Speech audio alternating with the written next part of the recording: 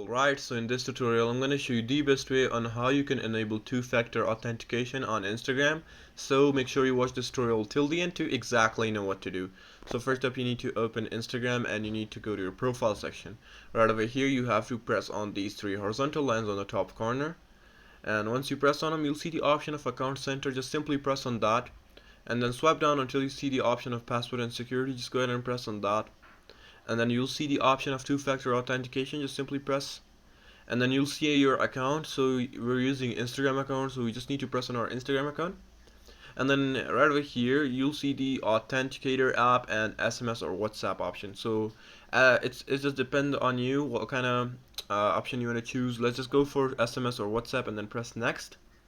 Now you'll get a SMS on your phone that is linked to your account or WhatsApp, and right over here you can just directly enter your code and your two-factor authentication will be enabled. So yeah, thanks for watching this video. I'll see you soon in the next one.